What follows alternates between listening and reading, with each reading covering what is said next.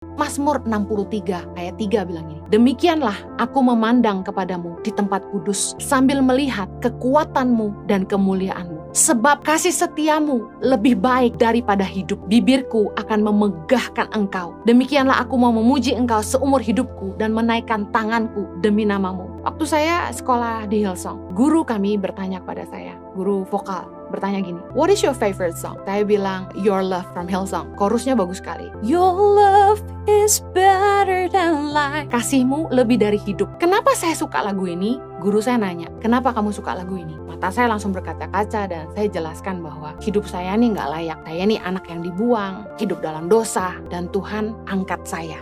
Saya tahu bahwa kasih Tuhan itu melampaui hidup saya. Kasih Tuhan itu melampaui semua yang saya bisa berikan dan bisa lakukan untuk Tuhan. Kalau dibandingkan kasih Tuhan dan hidup saya, kayaknya saya nggak layak. Tapi itu yang disebut kasih setiamu lebih baik daripada hidup. Your love is better than life. I know it well. Umpamanya gini, kalau anak saya jualan kue, dia mungkin bikin kue itu kalau orang lain beli mungkin hanya 45.000. Tapi karena saya menghargai buatannya, saya kasih dia 150.000.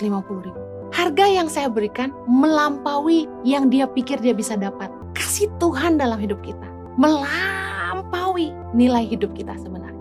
Karena Tuhan sayang sama kita, hidup kita jadi bernilai. Karena Tuhan begitu mengasihi kita, hidup kita jadi berharga. Kadang-kadang sebagai anak Tuhan kita lupa betapa berharganya hidup kita karena kasih dan pengorbanan Kristus bagi kita. Karena itu kita sering sia-siakan hidup kita. Kita sering kali mengecewakan Tuhan. Terlalu banyak pengkhianatan, terlalu banyak kebohongan, terlalu banyak dosa, terlalu banyak kali kita mengecewakan Tuhan. Terlalu sering kita tidak setia. Tapi Tuhan tuh gak pernah menyerah untuk mengasihi kita. He never give up on us. 2 Timotius 2 ayat 13 berkata, jika kita tidak setia, dia tetap setia. Karena dia tidak dapat menyangkal dirinya. Gak ada yang kita bisa buat yang bisa sebanding dengan kasih Allah. Kalau kita bilang, Tuhan, hidup di dunia ini banyak godaannya, banyak cobaannya, Tuhan gak ngerti.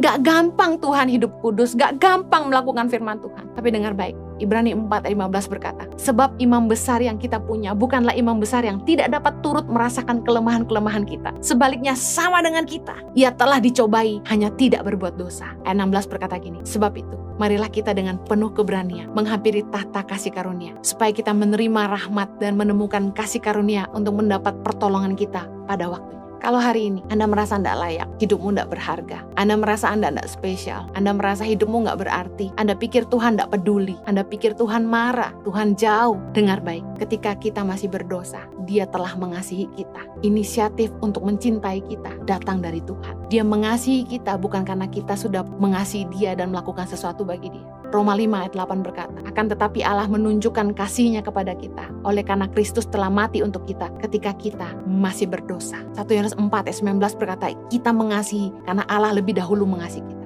Mari responi kasih-Nya.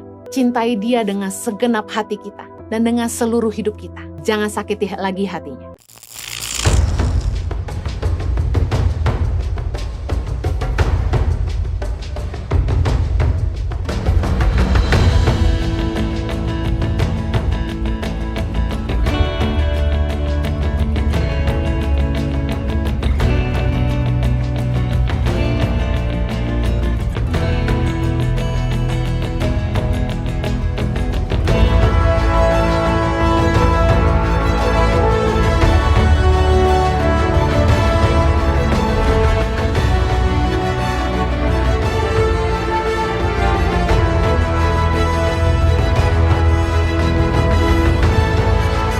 Cerita anak pedalaman dalam meraih mimpi dan mengejar cita-cita bersama Tangan Pengharapan.